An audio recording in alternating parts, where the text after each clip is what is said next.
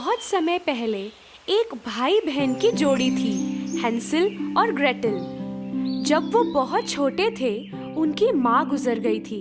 वो अपने पिता के साथ जंगल में एक झोपड़े में रहते थे। उनके पिता पैसे कमाने के लिए लकड़ी काटते थे। काम और बच्चों की देखभाल के बीच में पिस पिस के उन्होंने दोबारा शादी करने का फैसला किया। उनकी नई पत्नी बहुत अमीर परिवार से थी। उनको पसंद नहीं था कि वे गरीब थे और एक झोपड़े में रहते थे, और उसे अपने सौतेले बच्चों से बहुत नफरत थी। सर्दियों की एक रात सोने से पहले हैंसल और ग्रेटल को कुछ सुनाई दिया। उनकी नई माँ उनके पिता से कुछ बोल रही थी। सर्दियों में गुजारा कैसे करेंगे? खाने का सामान कम पड़ेगा। इन बच्चों को भगाओ, वरना हम सब मरेंगे। उनके पिता ने आवाज उठाई, तुम चुप रहो। मैंने सोच लिया है, कल इनको कहीं दूर जाके छोड़ देंगे। ये सुन के ग्रेटल रोने लगी।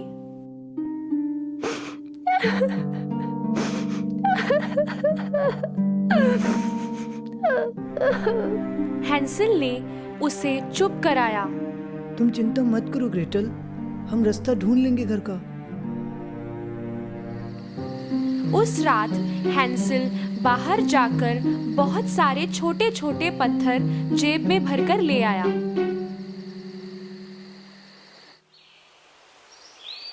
अगली सुबह वो सब घर से दूर जाने लगे। उनके पिता ने बताया कि वो पिकनिक पे जा रहे हैं। चलते चलते चुपके से हैंसल पत्थर गिरा गिरा के निशानी बना रहा था।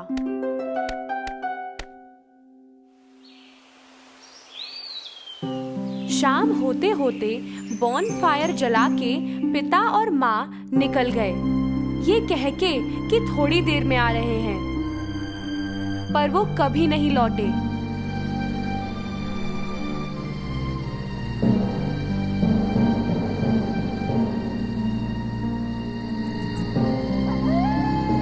रात ढलते ही जंगली जानवरों की आवाजें चारों ओर गूंजने लगी। ये सब सुन सुन के हैंसल और ग्रेटल वही आग के पास ही बैठे रहे जब तक कि चांद नहीं आया।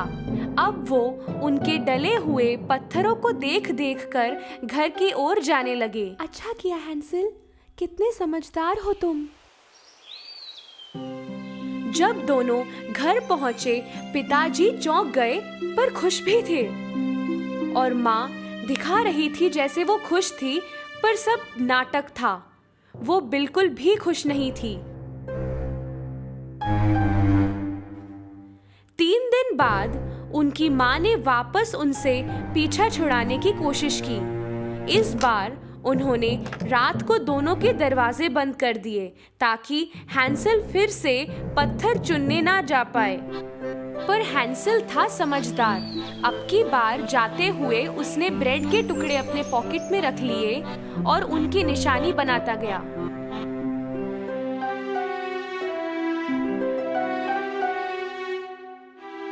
दोपहर को बहाने से माँ और पिता निकल लिए, फिर से इन दोनों को छोड़ के। उनके आने की उम्मीद जब खत्म हुई, हैंसल और ग्रेटल सूरज ढलने से पहले रवाना हो गए। पर अब की बार उन्हें ब्रेड के निशान नहीं मिले, क्योंकि सारा ब्रेड तो चिड़िया चुग गई थी। ग्रेटल रो रही थी और हैंसल भी लाचार था। अब के ये दोनों खो गए, ना खाना ना पीना, और जान को मुसीबत अलग से। वो 3 दिन यूं ही घूमते रहे। तीसरे दिन उनको एक बेहद सफेद चिड़िया दिखी। उसने इनको गा के सुनाया।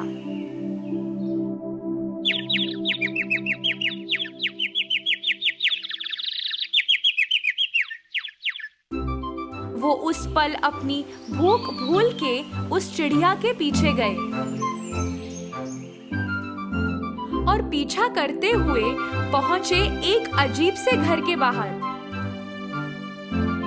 इस घर की दीवार ब्रेड की थी, छत केक की और खिड़कियां बनी थी कैंडी से और सब तरफ क्रीम ही क्रीम।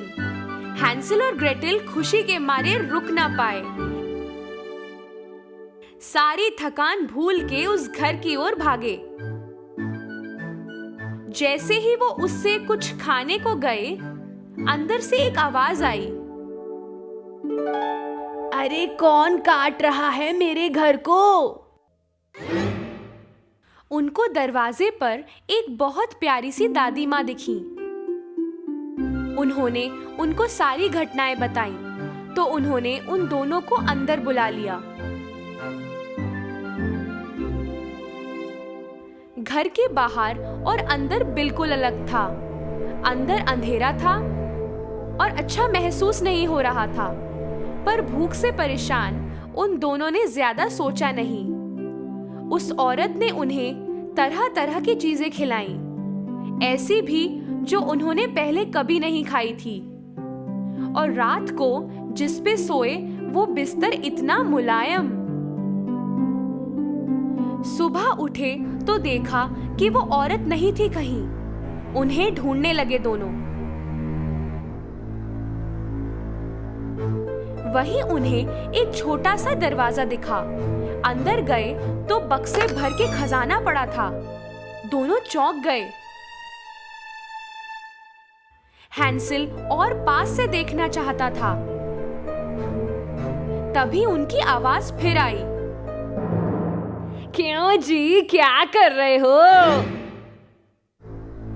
दोनों घूमे और वो चुड़ैल ठीक सामने खड़ी थी। मालूम हुआ कि वो औरत एक चुड़ैल थी जो इन बच्चों को अपने तहखाने ले जाने के लिए ललचा रही थी। उन्होंने भागना चाहा पर दरवाजा बंद हो गया। चुड़ैल ने हैंसल को बालों से पकड़ा और एक पिंजरे में डाल दिया। ग्रेटेल को वो किचन ले आई घसीट के। तेरा भाई बहुत दुबला है, उसे मोटा करने के लिए खाना बना। मोटा ताजा होगा तो मुझे उसे खा के मजा आएगा, पर तू कुछ मत खाना, सिर्फ वही खाएगा।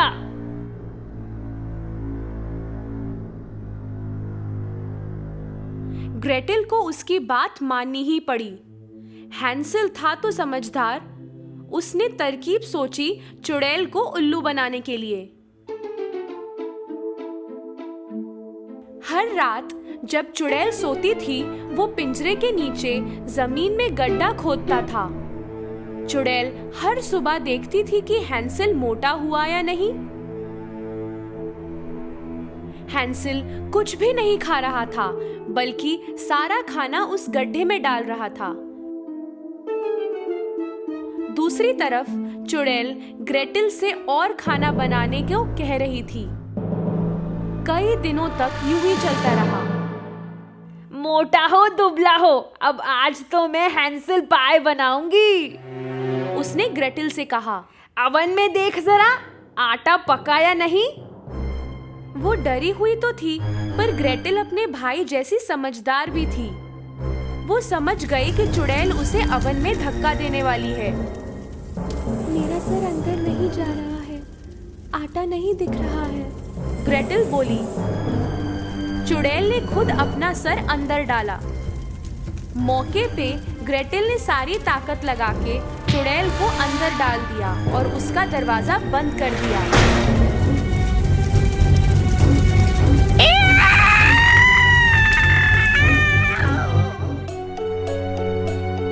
ग्रेटेल को पता था कि चाबी कहाँ रखी है।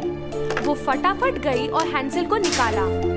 अवन से आग निकल के पूरे घर में फैल चुकी थी। वो दोनों वहां से निकल के जंगल की ओर भागे, पर कहाँ जाए ये उन्हें भी नहीं मालूम था। कुछ देर बाद उन्हें एक नदी मिली। एक बड़े से बतख ने उन्हें वो नदी पार कराई। उन्होंने इधर उधर देखा तो उन्हें मालूम चला कि वो कहाँ हैं। वो दौड़े दौड़े घर पहुंचे। बच्चों को देख पिता बहुत खुश हुए। रोते रोते उन्होंने बताया कि उन दोनों को जंगल में छोड़ के आने के कुछ दिनों बाद ही उनकी माँ अपने मायके चली गई और उन दोनों को कितना ढूंढने की कोशिश की पर वो मिले ही नहीं। दोनों बच्चे अपने पिता से इतना प्यार करते थे कि उन्होंने सब भुला दिया। पर वो पिता के लिए एक सरप्राइज लाए थे। उन्होंने अपनी जेब से ढेर सारे हीरे मोती निकाले जो उन्हें चुड़ैल के घर में मिले थे। पिता ये देख के चौंक गए। उनके परिवार को फिर कभी तकलीफ नहीं हुई और वो खुशी खुशी रहने लगे।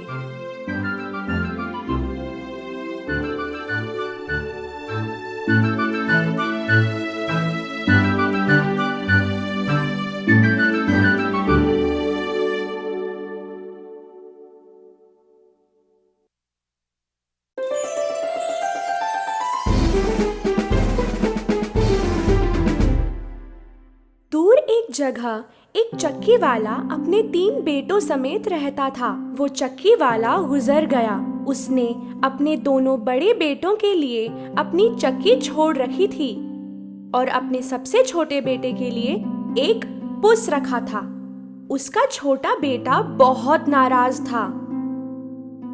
वो ये बात मानने को तैयार ही नहीं था कि उसके पिताजी ने उसके लिए सिर्फ एक बिल्ला छोड़ रखा था। पर अचानक कुछ ऐसा हुआ जो बहुत अजीब था। उस पुस ने पलटकर जवाब दिया, आप मेरे बारे में गलत सोच रहे हैं। मैं आपके लिए आपकी सोच से भी ज्यादा कीमती हो सकता हूँ। छोटा बेटा पुस को बात करते देख दंग रह गया। वो हकलाते हुए बोला, तुम? ये कैसे मुमकिन है? अगर आप मुझे एक बोरी, एक हैट और एक जोड़ी बूट लाके दे तो मैं दिखाऊंगा कैसे। आश्चर्यचकित होकर छोटा बेटा सोचने लगा कि अगर ये पुस बोल सकता है तो इसे जरूर कुछ पता होगा। ठीक है, देखते हैं तुम क्या कर सकते हो। छोटे बेटे ने वो सारी चीजें लाई जो पुस ने मांगी थी। पुस ने हैट पहनी, बूट्स पहने और शीशे में एक मुद्रा के साथ खुद को देखने लगा। फिर उसने लेट्यूस का गुच्छा और एक गाजर बोरे में डाला और निकल पड़ा। जब जंगल में उसने बोरी खोली और जमीन पर रखी, कुछ ही समय में एक बनी रैबिट सब्जियों की ताजा खुशबू सूंघकर वहां आया और लेट्यूस और गाजर खाने के लिए बोरी में घुसा। पुस ने लपक कर बोरी को उठाया और बनी रैबिट को फंसाकर उस बोरी को रस्सी से बांध दिया। उस रैबिट को अपने मालिक के पास ले जाने के बजाय पुस उसे राजमहल ले गया और पहरेदारों से कहा कि मुझे महाराज से मिलना है। उन पहरेदारों को हैट और बूट पहने पुस को देखकर अचरज हुआ और वो उसे तुरंत महाराज के पास ले गए। हुजूर, मैं आपके लिए कैरेबा के राजकुमार की ओर से तोहफा लाया हूँ। मेरे मालिक कैरेबा के राजकुमार ने ये बनी रैबिट आप ही के लिए तो पकड़ा है। महाराज बहुत खुश हुआ तोहफा देखकर। काफी दिनों तक ये सिलसिला चलता रहा। पुस इन बूट्स महाराज के लिए तरह तरह के जानवर पकड़ लाता और जल्द ही सारे राज्य में ये बात फैल गई कि कैरेबा के राजकुमार कितने उदार और अमीर हैं। जैसे दिन गुजरते गए, महाराज की उत्सुकता बढ़ने लगी और फिर एक दिन उन्होंने पुस से पूछा, क्या तुम्हारे मालिक जवान है? जी हाँ, जवान और खूबसूरत भी। क्या वो अमीर है? काफी अमीर हुजूर। वो अपने महल में आपका स्वागत करने के लिए बहुत ही इच्छुक है। महाराज और महारानी ये सुनकर बहुत खुश हुए कि वो उस खूबसूरत राजकुमार को बहुत जल्द मिलने वाले हैं। अगर पुस जो कह रहा है वो सच है तो मुझे लगता है कि हमें हमारी बेटी के लिए परफेक्ट पति और राजकुमार मिल गया। कुछ दिनों बाद पुस ने पता किया कि महाराजा और महारानी राज्य से बाहर जा रहे थे। मैं इस दिन के इंतजार में था। पुस दौड़कर अपने मालिक के पास पहुंचा। मालिक, हमें तुरंत नदी किनारे जाना होगा, जल्दी। छोटे बेटे को समझ नहीं आया कि क्या हो रहा है, पर उसने वही किया जो पुस ने उसे करने को कहा। पर हम यहाँ क्यों आए हैं? तैरने मालिक। तैरने? पर मुझे तैरना नहीं आता। अच्छा है जो नहीं आता। अपने कपड़े उतारिए और नदी में कूद जाइए मालिक। मुझ पर यकीन कीजिए, मैं आपको निराश नहीं करूंगा। छोटे बेटे को जैसे पुस ने कहा वैसे उसने किया और वो नदी में कूद गया। पुस ने अपने मालिक के कपड़े झाड़ियों में छुपा दिए। जब महाराज की सवारी नदी किनारे से गुजरी, पुस दौड़ते हुए उनके पास पहुंचा। मदद कीजिए, मदद कीजिए, मेरे मालिक कैरेबाकी राजकुमार डूब रहे हैं। महाराज ने तुरंत अपने सैनिकों को नदी में उतरने का आदेश दिया। जब सैनिक पुस के मालिक को बचा रहे थे, तब उसने महाराज को सारी कहानी बताई। महाराज ने अपने नजदीक खड़े एक सैनिक को आदेश दिया। हमारे पास जो अच्छे कपड़े हैं, उनमें से कुछ राजकुमार के लिए लेके आओ। नए कपड़े पहनकर पुस का मालिक सचमुच का राजकुमार दिखने लगा। जब राजकुमार महाराज की सवारी की तरफ बढ़ने लगा, महाराज की बेटी और महारानी उसे देखते ही रह गए। राजकुमार महाराज की तरफ आया और झुककर उन्हें प्रणाम किया। मैं आपका आभारी हूँ महाराज। मेरे मालिक कैरेबाकी राजकुमार का ये सौभाग्य होगा कि आपको अपने महल ले जाकर आपकी खातिरदारी करे। मैं अभी जाकर तैयारी करता हूँ। पुस दौड़ता हुआ चला गया। छोटे बेटे को ये समझ नहीं आया कि क्यों उसे कैरेबा का राजकुमार कहा जा रहा है, पर फिर उसने सोचा कि ये पुस की ही कोई तरकीब होगी और वो चुप रहा। राजकुमारी उस खूबसूरत राजकुमार को देखते ही उसे चाहने लगी। पुस एक महल की तरफ दौड़ते हुए जा रहा था जो एक राक्षस का महल था। रास्ते में पुस ने किसानों को चिल्लाते हुए कहा, महाराजा आ रहे हैं। अगर वो आप लोगों से पूछे कि ये किसकी जमीन है तो कहना कि कैरेबाकी राजकुमार की है, नहीं तो वो आपको सजा देंगे। पुस दौड़ रहा था और साथ ही सबको धमका रहा था जो कोई रास्ते में दिख रहा था। जब महाराज की सवारी वहाँ से गुजरी, सब लोगों ने डर के वही कहा जो पुस ने उन्हें कहने को कहा था। महाराज को आश्चर्य हुआ कि राजकुमार की इतनी सारी जमीन है और वो बहुत खुश हुए। इसी बीच पुस उस राक्षस के महल में पहुंचा और उसने दरवाजा खटखटाया। दरवाजा एक बड़ी आवाज के साथ खुला। राक्षस ने एक हैट और बूट पहने हुए पुस को देखा तो वो हैरान हो गया। जब पुस बात करने लगा तो राक्षस और भी ज्यादा हैरान हो गया। शुभ दिन मेरे हुजूर। तुम कौन हो और मेरे महल में क्या कर रहे हो? पुस ने अपनी तरकीब को अंजाम देना शुरू किया। मैं आपको समझाता हूँ हुजूर। मैं महाराज का निष्ठावान सेवक हूँ और महाराज ने मुझे आपके अद्भुत जादूगरी के बारे में खूब बताया था। हाँ, ये सच है। क्या आप एक बहुत बड़े शेर का रूप ले सकते हैं? जरूर मैं ले सकता हूँ। ये मेरे लिए काफी आसान है। उस राक्षस ने अपनी अद्भुत जादूगरी का इस्तेमाल करके एक बड़े शेर का रूप ले लिया। ठीक है, इतना काफी है। राक्षस फिर से अपने असली रूप में आया। ये तो बड़ा चमत्कार है, पर मैं शर्त लगाता हूँ कि आप अपने आप को सबसे छोटे जानवर के रूप में नहीं डाल सकते। वो तो नामुमकिन है। नामुमकिन?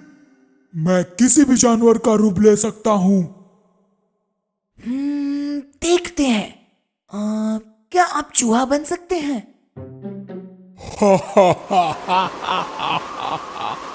राक्षस इतनी जोरों से हंसा कि पुस को एक जगह खड़े रहने में दिक्कत हो रही थी। और फिर उस राक्षस ने अपनी जादुई शक्ति का इस्तेमाल किया और चूहा बन गया।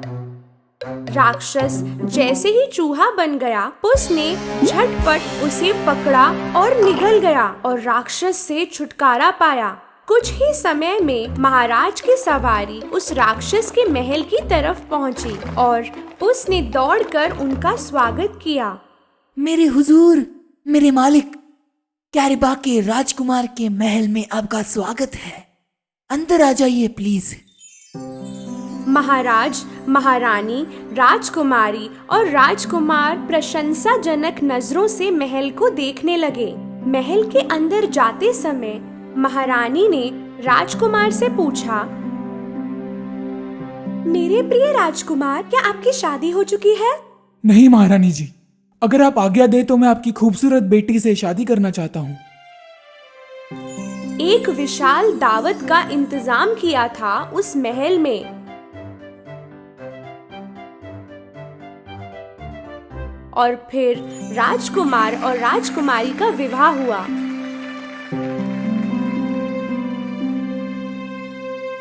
देखा मालिक, मैंने कहा था कि मैं बहुत ही कीमती चीज हूँ। उस दिन से पुस इन बूट्स अपने मालिक का सबसे वफादार सेवक बन गया और वो सारे उस महल में खुशी से रहने लगे।